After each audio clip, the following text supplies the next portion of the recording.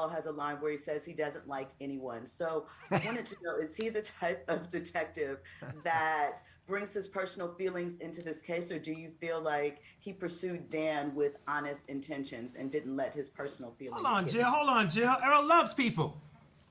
He said No, he didn't. He said he didn't. I'm just going by right. what you're right. He did. He's like, you know, I don't like anybody. And you drug those personal feelings in there. I see it. Yeah. That being said, he doesn't like people because in this gig you tend to see the worst in people, right? Investing homicides and crimes of that nature. I in this case, I think it was the perfect combination of empirical evidence and his love of personality traits coming together. The evidence that he found at the crime scene showed that Dan was indeed up in that apartment, fingerprints all over the place. And when I got to, that was one of my favorite scenes, when I got to kind of sit with him and let him know that, he might have a little problem. And I just make it like I open up to him, and then next thing you know, he's just, and then he throws that lie out there. And I'm like, well, that's interesting because, so I guess there was joy in making this guy, who I thought was a bad guy, pay for what he did. So, Or unlike most, Earl was just honest. yeah. Doesn't like most people. Yeah. Yeah. That was a great question.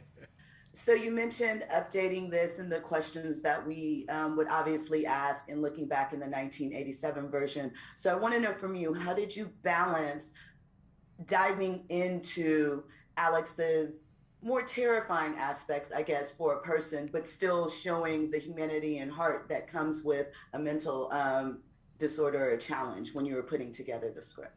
Yeah, I mean, it's a fine line to walk, right? When you're telling people that what you're trying to do is make someone struggling with mental health into as a sympathetic and empathetic and relatable a character as possible within the framework of the kind of heightened storytelling that's required, not just from something with this source material, but anything called fatal attraction, right? Like, there are going to be examples of behavior that is maybe not indefensible, but maybe indefensible, but explainable.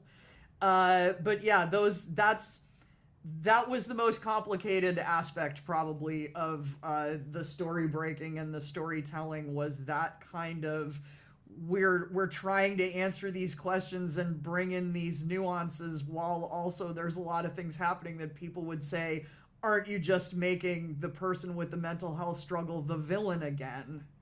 That's very complicated and has a very high degree of difficulty, and if people thought we got there, then I am very grateful. Yeah, we come from different backgrounds, Alex and I. She's a talented playwright and came out here and has an incredible TV career. My background, I was a prosecutor, criminal defense attorney for 15 years, but we both land on the same idea early on in our meeting, which is there is no such thing as evil, and there's no such thing as pure good. And I think that a lot of characters on TV and in movies, unfortunately, are portrayed as, puddle deep on some character stuff, and then they're just evil. They're crazy. They're evil. And the reality is that's not my experience in dealing with human beings in the criminal justice system. So the idea that Alex would be a full character who acts certain ways because of her upbringing and the horrible trauma she's had in her life was our attempt to show that there is no such thing as pure evil.